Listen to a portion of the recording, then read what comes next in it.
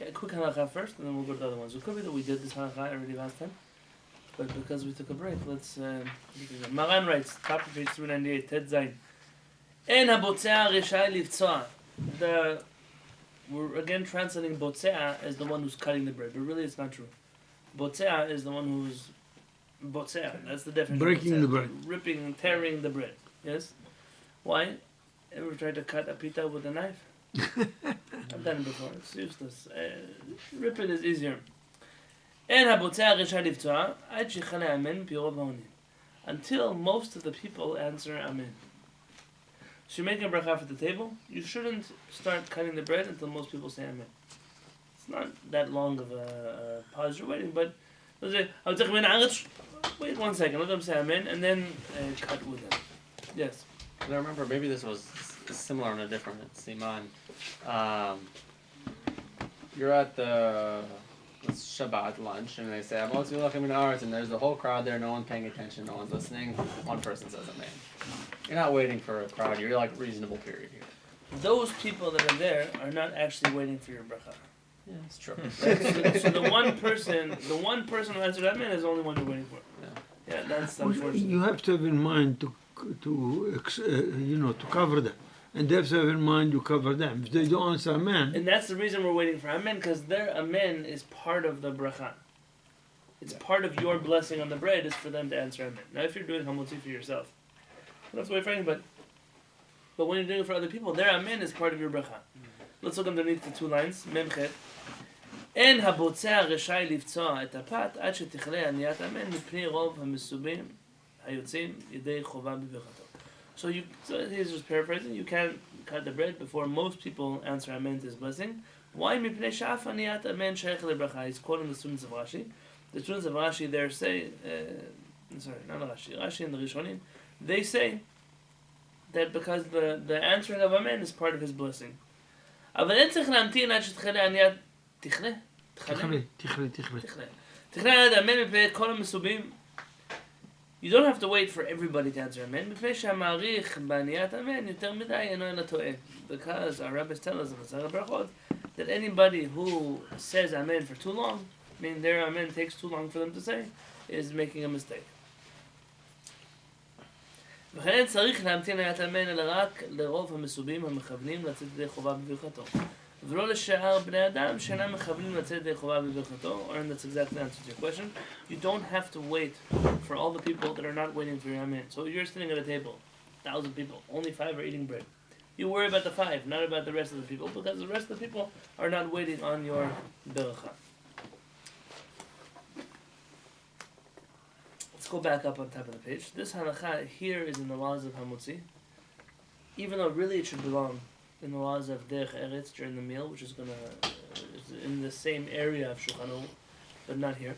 The reason is that even though this halakha is directly connected to proper etiquette during the meal, it's more connected to making an interruption between hamotzi and eating the bread, which was what we were discussing until now. Can you interrupt to talk about things? Can you interrupt to ask for salt? Can you interrupt to feed animals? So here, we're going to talk about interruption, but a type of interruption that is connected to the laws of proper etiquette during the meal. Yeah? This is going back to the previous comment in there with Rashi he says that amen is part of the beracha. Correct. It's shayach as a part of the bracha. It's associated with the bracha.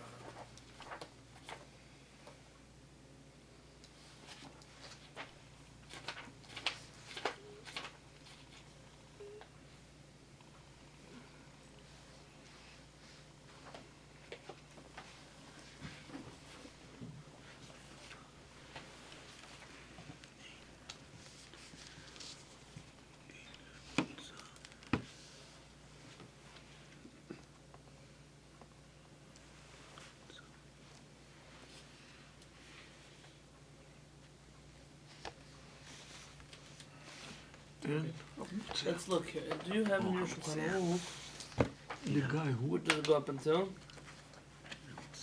No, it's not in there.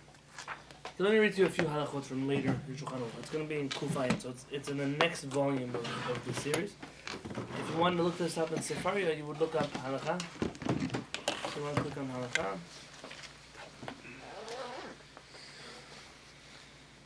You then want to click Shulchan Aruch, the top right tab.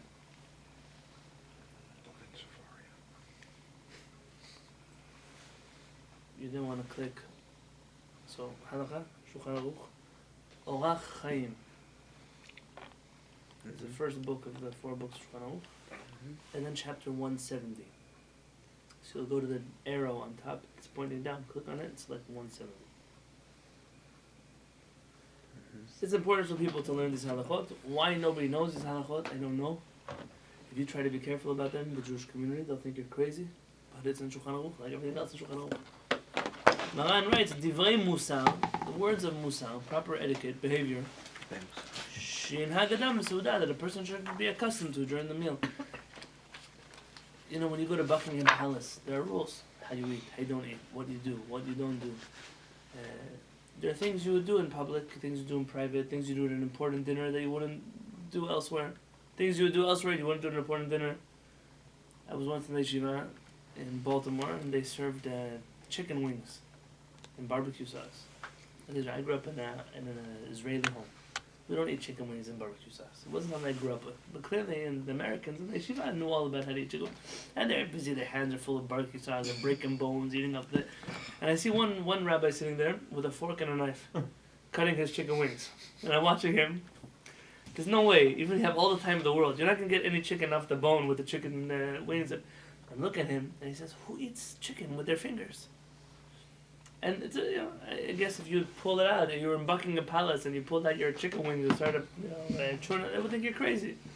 You're an animal, you're eating like this in the palace. But in other places, that's part of the culture. Every place in its culture. Judaism has a culture to it also. I said this recently, I was speaking. It's interesting. In general, I don't talk about Hichot Tzniut. So my wife was part of this conversation. Someone asked the question, why this, why that? And my wife said something that I don't know that many Jews think about so much. And that is, Torah has a few elements to it. One of them is a religion. Yeah, we are a religion, it's true. There is a religious aspect of being Jewish.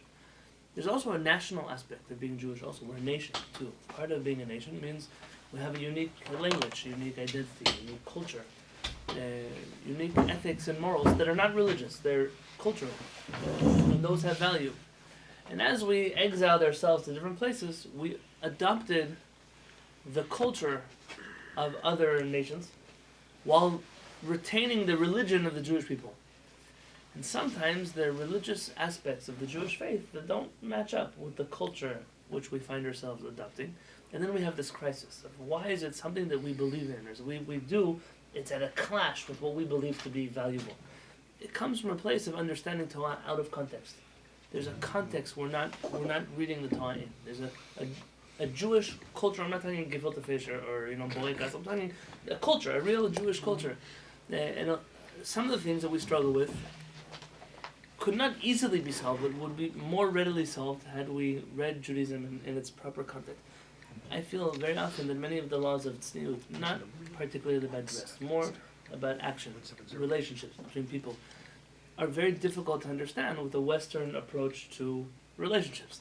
If one were to have a old Jewish approach to relationships, certain things wouldn't scare you so much. Other things would scare you more. But again, we've adopted a different culture. I can't help but here. These things are codified in Shulchan Aruch as things that Jewish people do or do not do during the meal.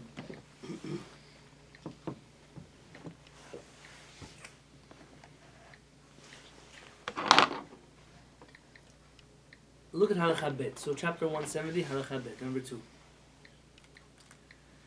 So how do you eat in a Jewish home of the olden days? Everyone's sitting on the floor, or if you're very wealthy, you're laying on couches. But you're eating out of the same communal bowl. There's one big bowl in front of you. And everyone's eating from the same bowl. Yeah? Of course. Yeah. Couscous. How do you eat from the bowl? You use the hands. Machloket between the Jews of Babel and the Jews of Israel, whether you use wooden utensils or use your hands. And there's an argument between them, whether or not you will use your hands or not.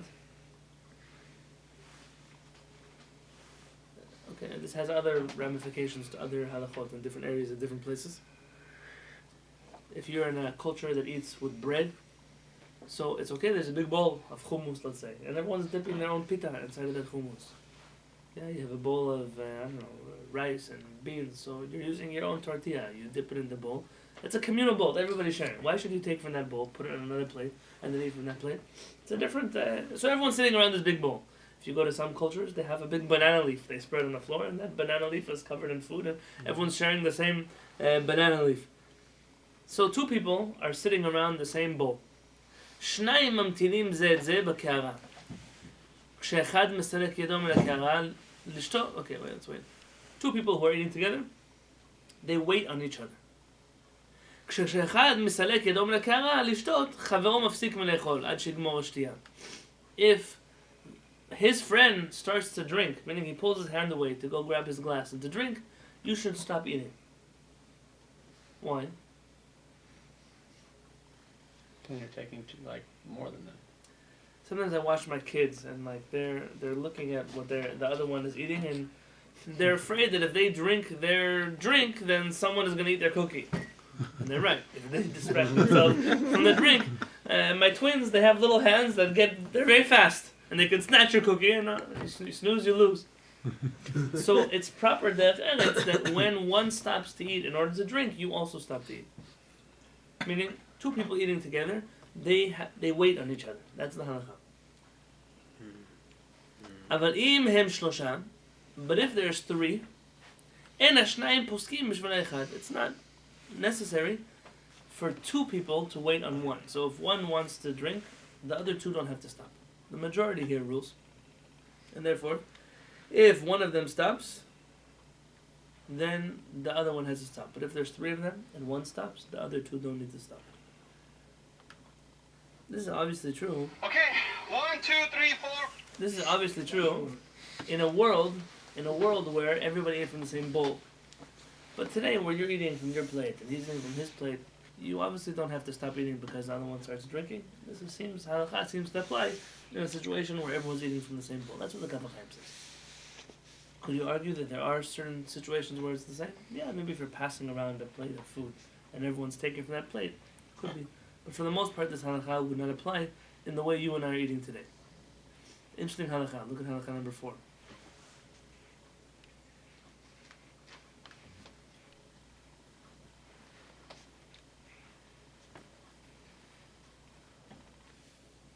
Do you have English in your Sefaria, or is this all Hebrew? All Hebrew. Don't look at people that are... Yeah. אין מסתכלים בפני האוכל. Don't watch people You don't eat. look into the face of a person while they're eating. ולא במנתו, and don't stare at their food. You don't want to embarrass anybody. What are you, busy looking at his face while he's eating? You eat. You want to look at his face? Look at his face when he's not eating. Some people are sensitive to this. Other people don't care. Of course, some people today eat while they're talking. That's even And better. if you're like you're talking to somebody... That's the first halakha. What's the first halakha here? Aleph. En mesichin baseuda. You're not allowed to speak while you eat. Shamegdim kaneh leveset, because maybe you'll choke. Chas v'shalom. Wow. V'afilu mish nitatesh, and even if a person sneezes beseuda in the middle of a meal, asur lomar lo asuta. It's forbidden to say God bless you. Gesundheit, labriyut. It's forbidden. Your oxygen mask first. Yeah. Meaning, it's okay that you want to say labriyut, but not now. Not while you're eating. Because a person could choke. Don't talk with your mouth full. Yeah. It's a halakha in Shulchan Aruch. I'm not saying literally when your mouth is full. Literally while your mouth is full. That's right. During the meal, you understand, you could talk. Yeah. Look at halakha chet. We should do this halakha. Well, look at halakha design. You'll notice my wife and I, we fight when we cut the challah. That's our custom. When I first came to my wife's family, they cut these huge chalot. I can't tell you huge. Not as big as the ones they bring to the wedding that nobody eats. You know, those big chalot, I don't know why they even make them. But a big challah, meaning bigger than what I would bake in my own house. That big challah, they cut off slices. It's like for Og Melech HaBashan. You know, if Og the giant was going to eat challah, this slice is big enough for him. And they cut, and every person gets this big slice. The The problem is that the halakha, and those of you who are eating shawarmas or lafas or pito, they're all those falafel, you're gonna have a problem with this halakha. Or if you're from New York, how do New Yorkers eat pizza? I didn't know this till I went to New York. They told me this is the way New Yorkers eat pizza. Instead of cutting the pizza into, set amounts, they cut the pizza into 4.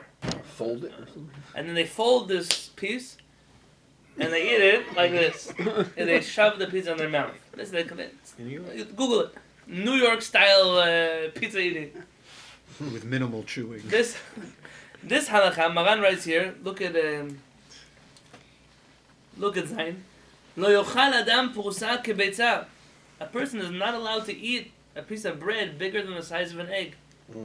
V'imachal, and if he does it, it's a galgaran. He's considered a glutton.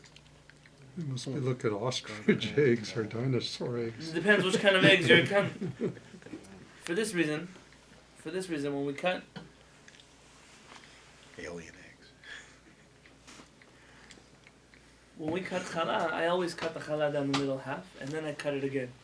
I don't want to give out pieces that are too big to people. Not because we're being stingy. You can take 100 pieces, but make sure the pieces aren't for Goliath. You want to make sure the pieces are for people who can eat them. Not you should know. The Od Etzion. That's who wrote the book Od Etzion. There's a famous Chacham, Chacham Ben Zion Abba Shaul. Have you heard of him? He was. Come, let's make one for Jack. Jack, right there between Baruch and Dan, you have a seat. Come on. No, I can't. Sneak in. Come on, let's put down a Let me little. use your book. Abba, Obadiah, Abba. He was from Patisef, Roshivat Patisef. Ben Zion Abba Shaul was a chavruta, I think at a certain point of everybody else said. Chacham Ben Zion Abba Shaul wrote, maybe more correctly, posthumously, they wrote. Sfarim Od Etzion, his letters. I saw a terrible letter from the current chief rabbi. We shouldn't study this book.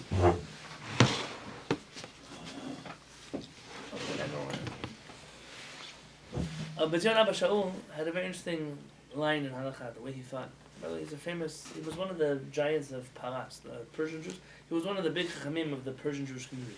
Ben Zion Abba Shaul, famous, you see a picture of him, he had a very short, trimmed beard. I told you this story once. One of his students was asked him, Chacham, they always say, oh, he's a Rosh Yeshiva with a short beard. Why don't you grow a big beard like the rest of the Rosh Yeshiva? He says, I never want anyone to listen to me just because of the size of my beard. I want people to listen to me because what I'm saying makes sense. And his student was so inspired, he also went and trimmed his beard. And the next day he was fired from his job. So he comes to Rabbi Yonatan Halevy, Harav, I listened to your advice and they fired me. I said, clearly in your job, they only listen to you because of the size of your beard. you have to make sure you know where you are. Rabbi Yonatan Halevy in general, didn't care much about what other people thought about him or said about him. Rabbi Yonatan Halevy writes that in a world where you would eat, let's say, falafel inside of a pita, he didn't believe that it was considered a galion. It didn't make you look like a glutton, because that's the way you eat the pita. That's the way you roll the lafa. You're eating a burrito. That's the way you eat the tortilla. What do you want? And HaRapel doesn't agree, but you should know, I'm not judging everybody now to being gluttons because you eat the way you eat, but though HaRapel is particular about this, and therefore so am I, there are chachamim who interpreted this teaching to be different than that. Yeah. So you just couldn't do that lafa. Metaphorically married. I should know. If you ate a burrito, would you slice it? Like, would you slice and use In the the fork days it? where I lived in Israel, I would ask them to cut the lafa for me, and depending how big the lafa Into was, 4 pieces into or half. something. And not to give me a huge lafa, small Well, lafa. it's in half. two giant halves more than a kibitz. I just told you how big of a lafa. Not a big lafa. Okay.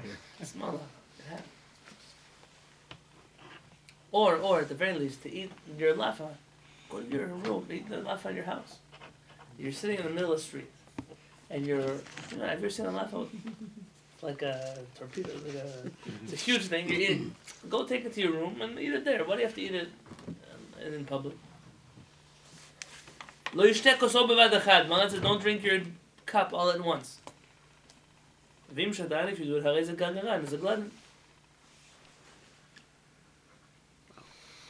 You ever seen people with, sometimes you see these marathon runners, they give them this bottle, they drink the whole bottle in one. Glug, glug, glug. Okay, maybe he's judging him favorably that he's running, that's why he's thirsty. But a person shouldn't drink like that. It's not the right way to drink. Maran says something that's interesting. I don't know what to do with this halakha, so I'm just reading it to you. Shnayim derech eretz, 2 sips to drink your glass. That's proper etiquette. Shlosha harezi migasei haruach. If you drink with 3 sips, then you're considered an arrogant, egotistical person. I don't know to explain that line. I have a few theories. Maybe, but when they're drinking their cups, they probably weren't drinking a super big gulp from 7. Minastam, a glass. Minastam, this is already a big glass for the Kehillat. Yes, probably they were drinking something smaller. So if you keep sipping your tea, it's like you're trying to show off. Perhaps I'm giving an idea. Drinking all at once is not correct. To drink it twice. Where is this most relevant? In the kiddush cup. You ever see people that do kiddush and then they drink the whole glass? Slow down. Why by a mitzvah would you violate a Shulchan So all Aruch? the time. I think it's like a mitzvah to. Drink as much. You have to drink enough, but enough. Drink it. Just not like an arrogant person. Rama here says, he says, "Mihu kos katan meod mutar lishto b'vat achat." It's a very small cup. You could drink it all at once. So I think it really has to do with how big is the glass, what kind of drink it is. You have to use your own judgment there. I didn't come to read you these halachot. I came to read you a different halachah. Here, halakha yud bet. Look at number 12.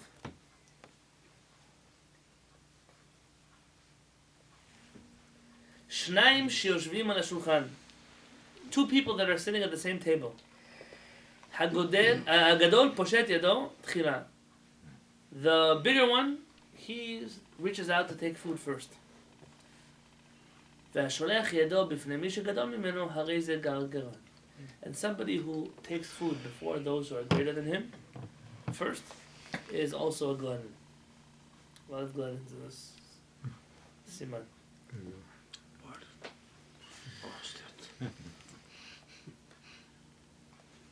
Sounds like the When you go to someone's house for Shabbat, and you serve food, they ask you to help with the soup, help with, you should go give food first to the Balabait, to the one who's the owner of the house. The Balatavait. To give food in my house, people come. Give food to my father first, and my mother next. Then you give food to me. There's a hierarchy at the table here. It's okay, don't be so scared. Everyone's going to get soup at the end of the day. But first, you want to make sure that proper laws of derech eretz. When you go to a kiddush in the Beit Knesset, thank God our synagogue doesn't look like this. Other synagogues, I always say it's one of the 10 plagues. It's the plague of the locusts. And they come, if you wait in line at a kiddush in most people's synagogues, by the time your turn will come, there'll be nothing left on the table. Even the things that nobody else eats, the whole table disappears. What happens? There's always little kids or people that are faster, they're smaller, they come with the forks. It's dangerous. It's like another fashon. You gotta make sure your hand doesn't get stabbed by somebody's fork. The people, they always tell the kids, hey, don't take food till kiddush. Every business that you go to is like that.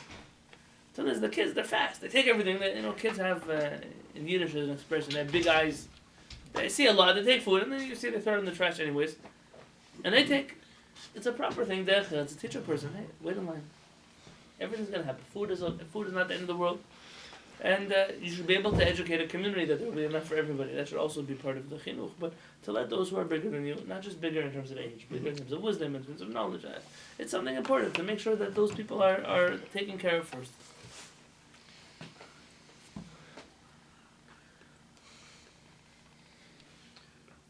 This halakha is the basis of what we're going to read right now. So when I told you that the halakha we're reading now should really belong here, that's what I meant. But the next halakha is just interesting for you to know. Hanichnas lebayit, someone who comes to the house, lo yomar tnuli le'echol. Don't say, give me food. Ad shemuhem. Until they offer you food first.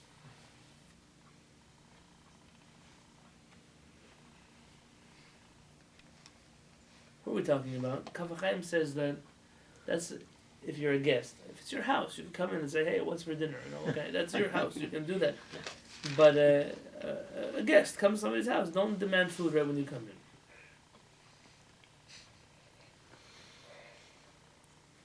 This, you should know, is a difference between what they call warm cultures and cold cultures, or hot and cold cultures, if you are familiar with this term. In Farsi, there's a word tarof. Tarof it's the Middle Eastern game. All the Middle Eastern cultures have this game, but only the Persians have a word for it. Tarof is in the West, they consider this game to be a game. It's a lie. It's not real. So why are you playing it? Neither side is right or wrong. It's simply a different attitude. You have to know where you are. You have to know in a place that you are to act correctly according to the minhagim. If you go into mention Persians, you go into a Persian house. They'll give you a lot of food. Persians, Baruch Hashem, they feed their guests well. You're gonna leave weighing more than when you came. If you come in and they offer you a glass of tea and you say yes right away, it's considered rude. What do you mean you said yes? Would you like some tea? You're supposed to say no. What do you mean no? You asked me if I want tea, right? Why are you getting offended when I say yes? You're supposed to ask a second time. Ask a third time. It's a machloket between the poskim.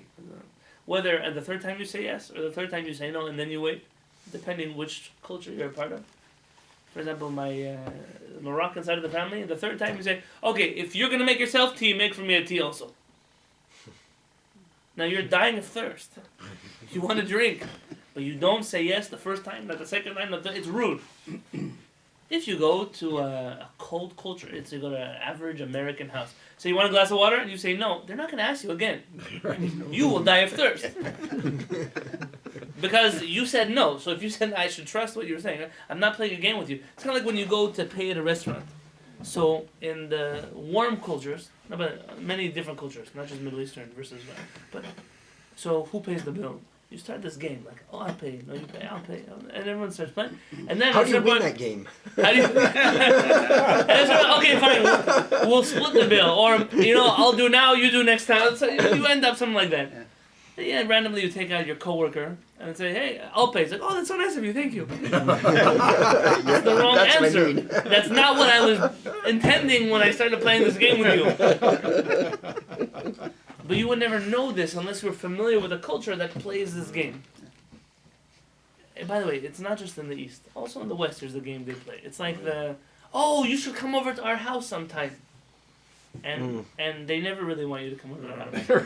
And finally you say, Tuesday works great. Can I come over? It's like one of those. The invitation wasn't real. Thank you for pointing that out. This happens We've got our a own lot. games. Yes. We would love for you to come to our house for Shabbat. Suddenly it's a bar mitzvah. Can we come stay at your house for Shabbat? Oh, it doesn't work for us this week. Okay, so next year you go, oh, it doesn't work for us. And you get the point. Like, really, they don't want you in their house. So why did you offer? Every culture has these games they play, depending on which regard. You have to know. They're halachot. Don't go to somebody's house. I want food. Who wants food? Esav wants food. Haliteni namina adom adoms. Give me from that red stuff. You don't want to be like Esav. You're a child of Yaakov Avinu. I think if you read through these halachot, you can obviously discuss whether some of them are more relevant or less relevant to the kind of food that we eat and the place in which we eat food and how we eat our food, and we use forks and knives instead of our hands and other things that exist. But one should know that the bottom line of it all is intended to teach a Jew to be refined about their food. It makes me very upset that there's some kind of notion that Jewish people are obsessed with food. It's not true. It's not true. There is a Jewish culture like that. It's a culture in the Jewish people, but it's not a Jewish culture. It's not the way Chachamim acted. You have to judge a culture by its Chachamim, not by its ignoramuses. The Chachamim didn't live like that. The Chachamim were very, very particular about being refined and acting refined and constantly improving their character, especially when it came to things like indulgence in food. And we've developed this attitude. There are theories how this happened or how things changed in the Jewish world. Some give social changes. Some say it's spiritual shifts that happen to Jewish people. I didn't come to stick my head in there. But one should fight very hard. It doesn't make sense that this week in New York, there was a wedding. They told me that, I don't know, so I wasn't there, I didn't see the bill. They told me the wedding was a $2.5 million wedding. Wow. You sent me that. $2.5 million. And food and orchestras and lights and flowers. And you ask yourself, for $2.5 million, how many people do you think you could have fed for that meal? For a couple that you hope is going to stay married, by the way, I don't even know. 18-year-old, they just put them together and you know they're going to last till they're 20 years old.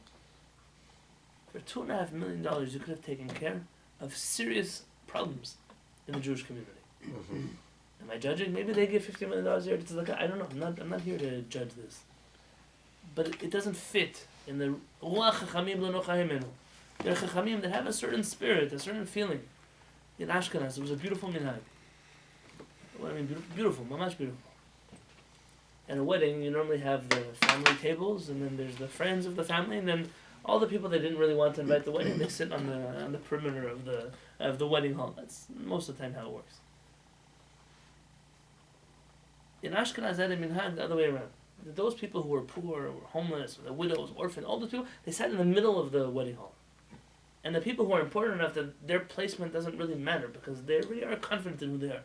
The Chachamim, the wealthy people, they all sat around.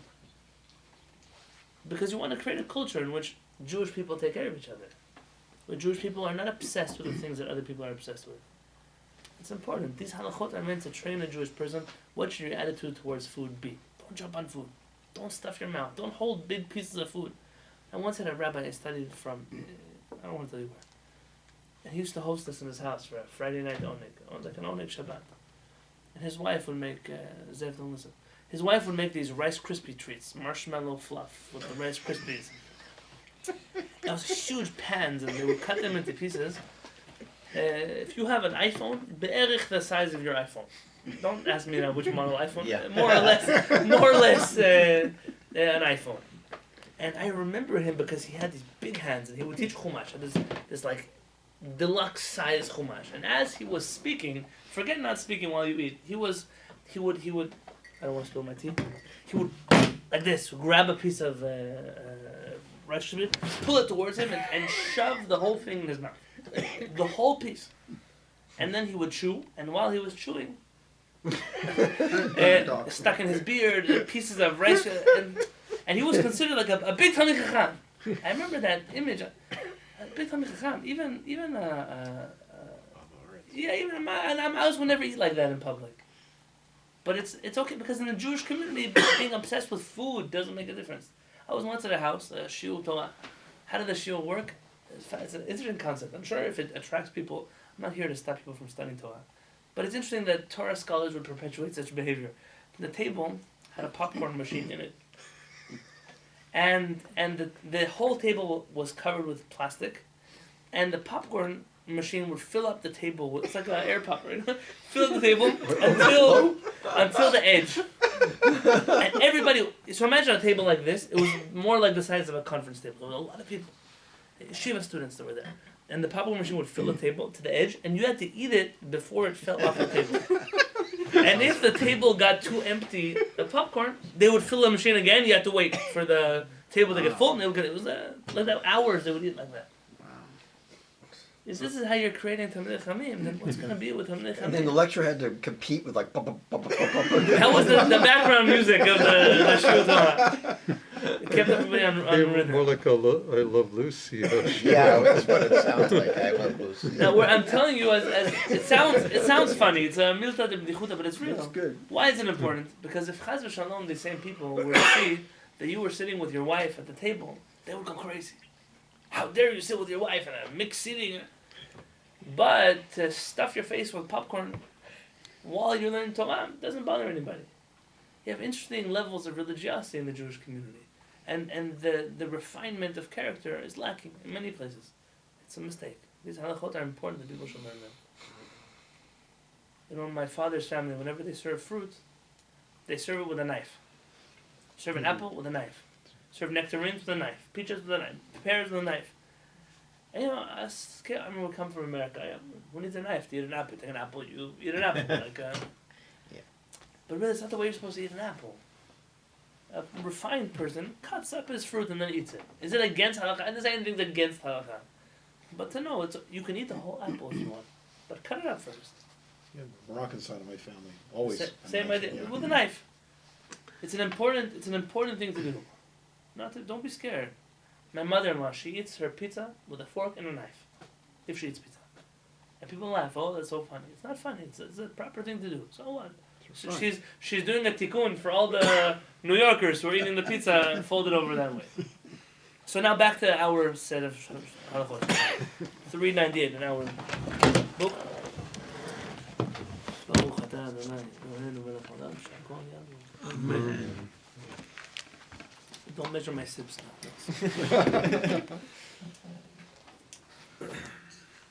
You can always add those in on the soundtrack. הבוצע, the person who's cutting the bread, פושט ידו תחילה לקערה לאכול. He's the one who sends out his hand first to eat from the bowl of food. Now, you remember we had a halakha earlier? Who's the botzeah?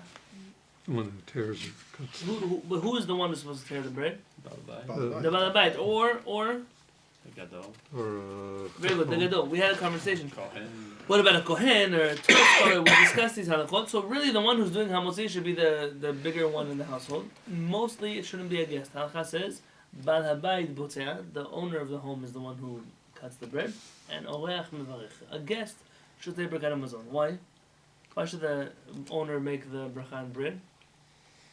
We give the right size of pieces to Very everyone. good. That's halakha, is that he shouldn't be stingy. A host is not afraid. He knows how much challah he has in the kitchen, so he can give food to everybody. As a guest, you're afraid. You don't know how much there is, so you're being stingy with people. It's better the host, the one who owns the meal, should be the one giving out the food. But when it comes to Birkat HaMazon, why should a guest do Birkat HaMazon? So they can do the extra blessings. Very good. for So they can add the host. blessing to bless the host.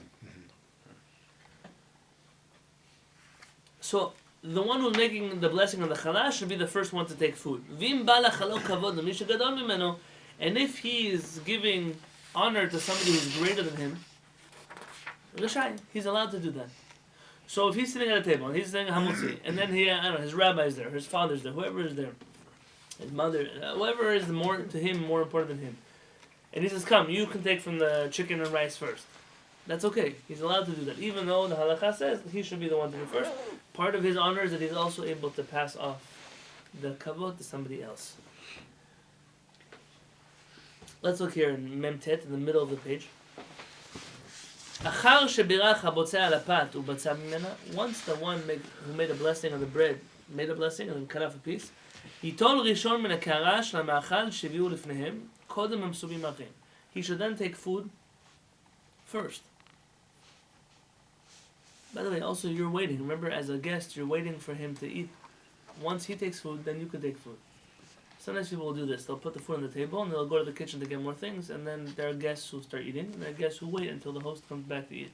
Those who are waiting, they're doing the right thing. Therefore, they should wait for the host to take food, and then they can eat also. ואם רצה הבוצע לחלוק כבוד רבו למי שגדול ממנו, שיטול ראשון מן הקערה, רשאי לעשות כן. He's allowed to honor somebody else to eat first. If he wants to respect somebody else, here, you can take food first. But what's important to know, כל זה הוא לעניין ליטול מן הקערה של האוכל, אחר ברכת המוציא. All of this is discussing giving somebody else priority eating from the food after you make a hamotzi. אבל אין הבוצע רשאי לכבד את רבו, או את מי שגדול ממנו לטעום מן הפת קודם שאיתה ממנה הבוצע. But he's not allowed to offer bread to somebody before he eats bread. So when Maran says you can offer the bread, you can offer someone else to eat before you, he's not talking about the bread. It's what happens after the bread. Don't think that what it means is you make a hamotzi, you cut a slice of bread, you give it to somebody else. Where does this happen? Give an example. In my house, for example. Me and Hadin, in my house, I make a hamotzi. So I make a hamotzi, my father sits next to me. My wife sits next to me. I should give them to eat first, before other people. If I wanted to make a hamotzi on bread, and then give my father, hey, you eat a slice first before I do, I'm not allowed to do that. I have to eat the bread right after I make a baracha. Even if I wanted to honor him, I wouldn't be able to. If I wanted to give my wife challah before I ate, I wouldn't be able to. It's a mistake that many people wait too long between when they make a hamotzi and then they pass it. Make a hamotzi, cut a piece of bread, eat it, and then continue giving out pieces to everybody else. Don't wait. Now we're going to discuss more about this halakha in Kuf Ayin. That's what we were reading before. Somebody still has 170 open.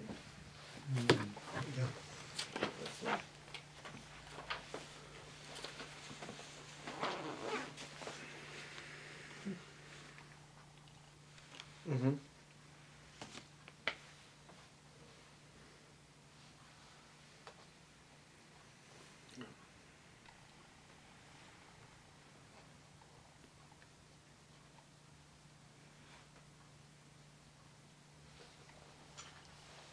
not. This is required.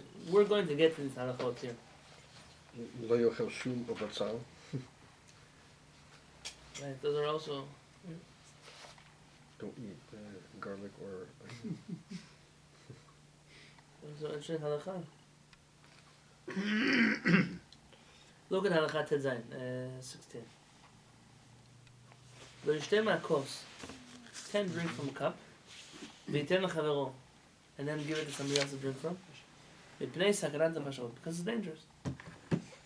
Don't drink from a cup and then pass it to somebody else to drink from it. Don't share your cups. What about the kiddush? Yeah, I think we spoke about this here recently. Don't do it. It's not a...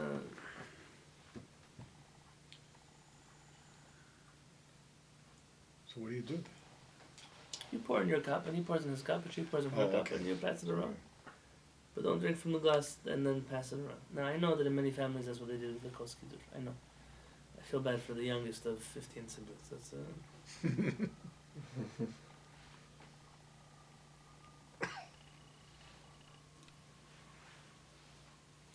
If we already have these halachot open, look at halakha chaf. 20. This halakha, you should put it on your... Put it somewhere where you can always find it. You want to remember this halakha. It will save you much frustration in life. Whenever people tell me they went somewhere and they went to Shabbat table and they thought about politics, they thought about this, they hate it, they never want to go back there again, they should remember this halakha. Nikiyei hadat, those of clear mind, of clear intellect, of that is the highest thing a person could have. So it's more than just a good head. It's the educated, intelligent chachamim should be Yerushalayim, in the most educated, intelligent place in the world. So the elite of the Jewish people, lo hayu mesubim b'seudah, they didn't agree to come to any meal, ele im ken yodim mi mesev imahem, until they first found out which other guests would be invited along with them.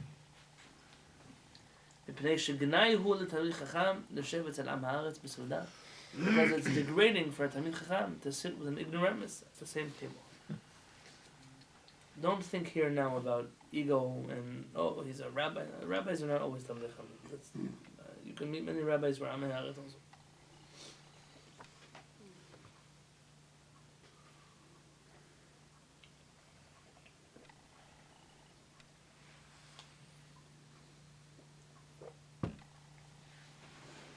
Chavetz Chaim says he doesn't know anybody who's careful about this.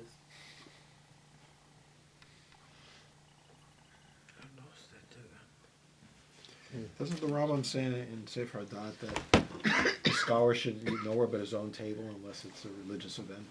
So look, Mishnah Berurah says even at a Sudat mitzvah, even at a mitzvah meal he shouldn't go. I'll explain to you what happened. Talmid Chacham sits at a table and people start saying inappropriate things. They start speaking Lashon Hara about people. But what's he supposed to do? He's going to fight with everybody at the table?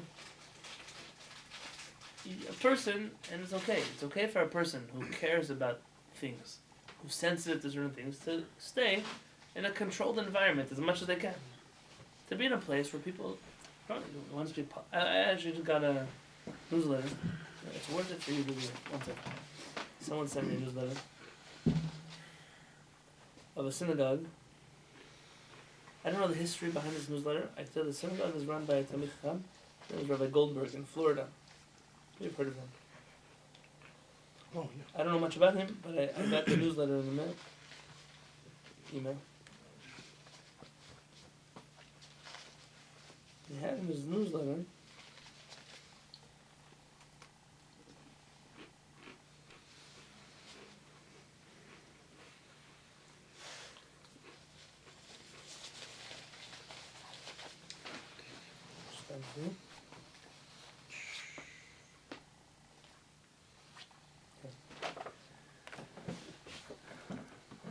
Their synagogue has a derech eretz statement. Listen. In the spirit of our mission, valuing diversity and celebrating unity. That's their tagline.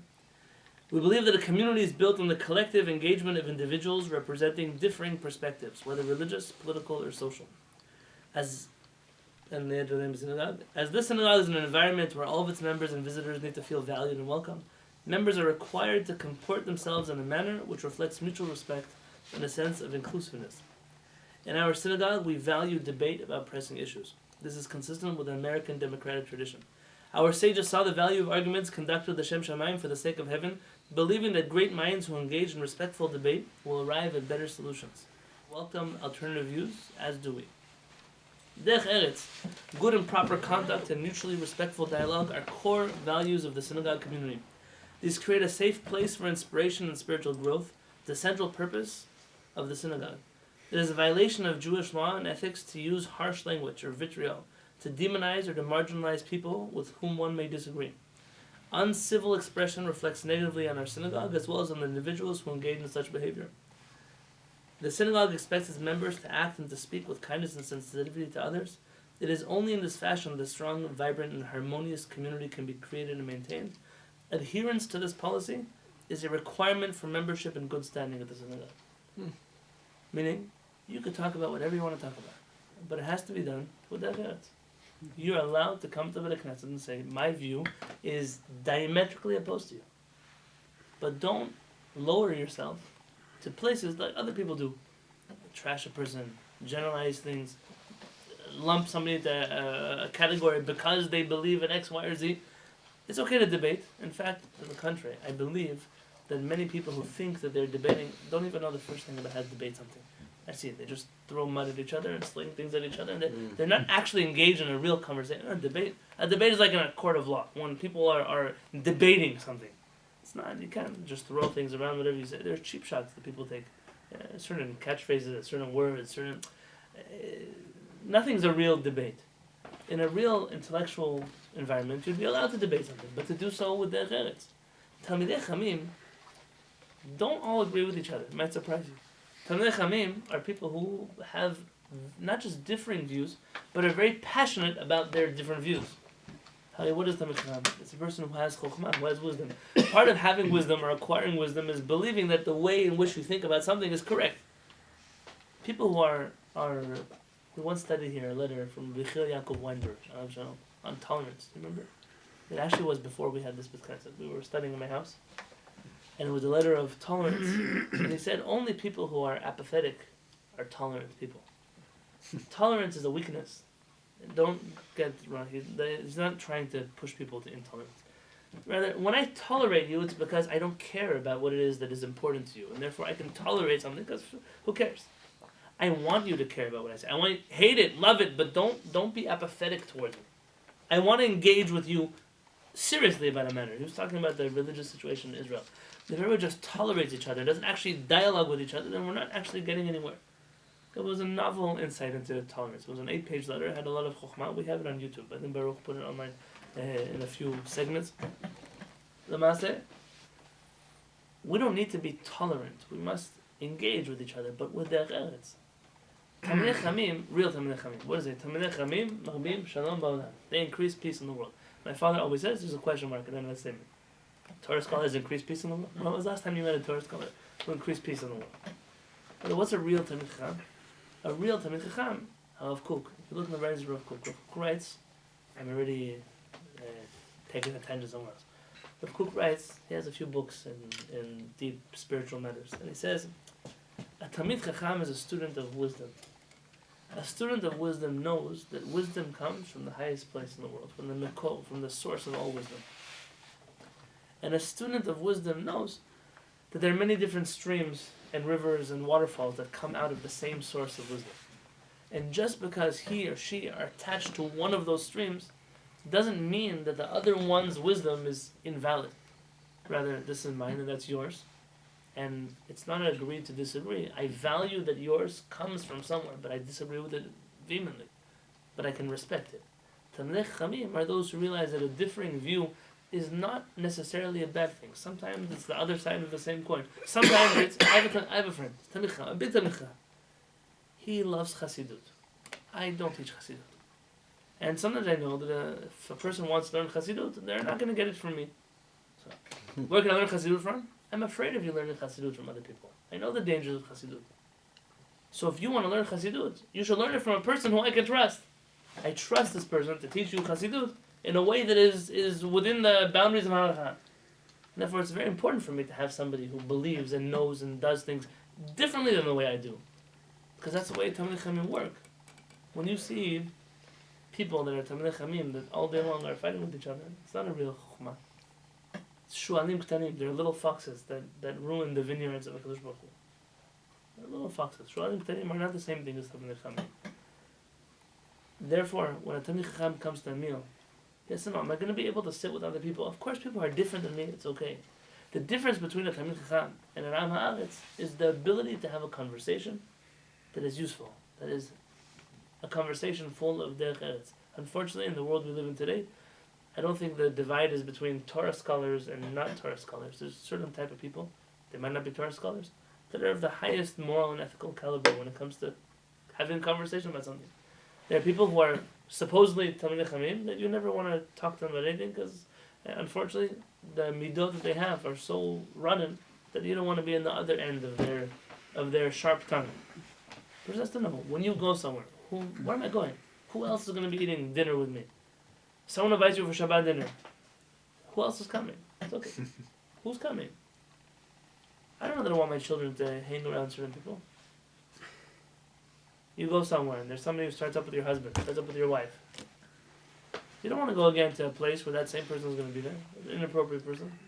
So don't be there. Say, I'm sorry. So long as that person is there, I'm not able to go. I would love to accept your invitation for a different Shabbat. It's okay. It's okay for a person to be particular about which situations they put themselves into. When you eat at the table, derech eretz, musar, the proper way to do things, is to allow those who are greater to eat first. And if you wish to give respect by hamutzi, you can't, and by the rest of the food, you can. There's a tremendous amount of footnotes here. There's an argument about whether this is true about hamutzi or not.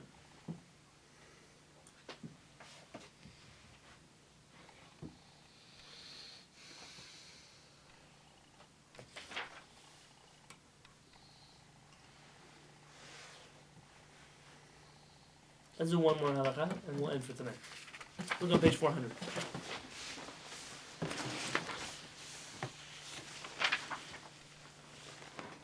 You may have thought this was some kind of superstition, but it's actually a halakha. You may have heard someone tell you this, but it's true. Habutzea, and this again has to do with Jewish culture. So remember, there's Jewish halakha that's also attached to Jewish culture.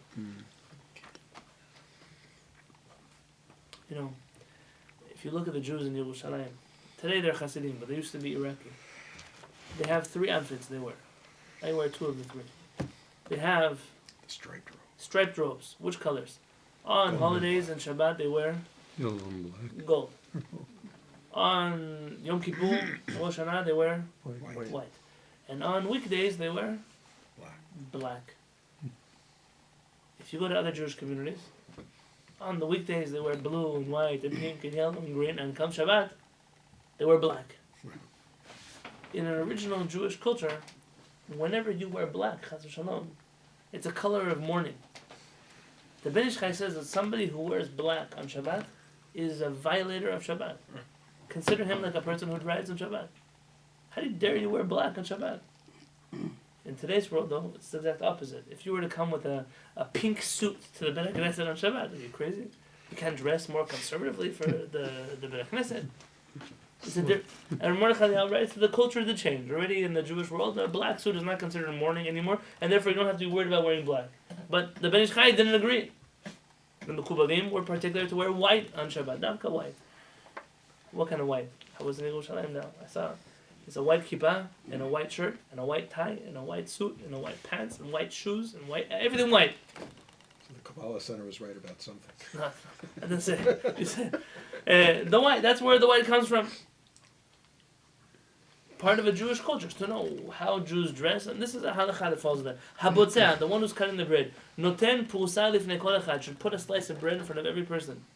V'acher noten pusa biyadom,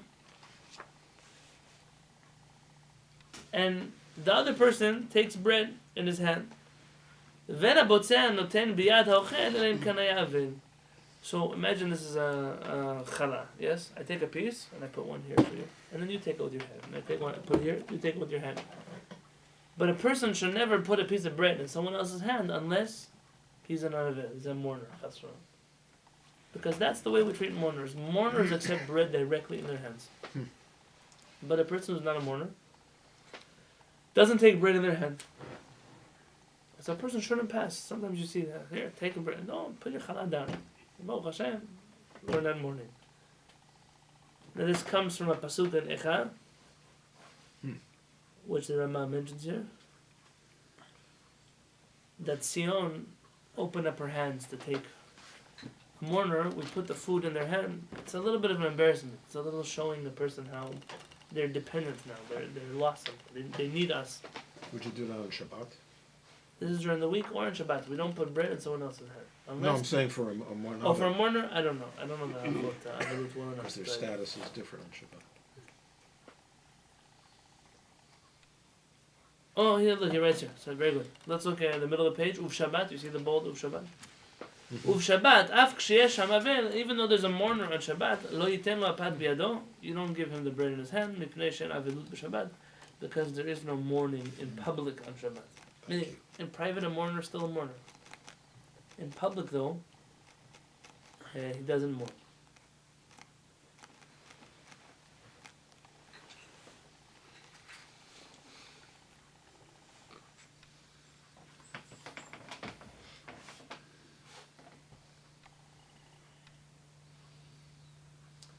We should know the source for this halakha. The Rambam mentions it, but there's supposed to be an earlier source that not everybody could find. And it becomes a question, where did it really come from? To not put bread in a woman's hand? Or why it's a problem to put in their hand? And there are some poskim who write that there are people who are not so particular about this. There are some people who don't care if you give them bread in their hand. So they don't think it's a sign of mourning, and it could be that it's dependent on the person and what they consider to be a problem or not. But that seems to be the reason why people cut up bread. Either they put it in front of people or they put it in a basket and they hand around the basket. That way nobody's handing bread into somebody else's hand. We're going to continue next week with Hashem on Monday night.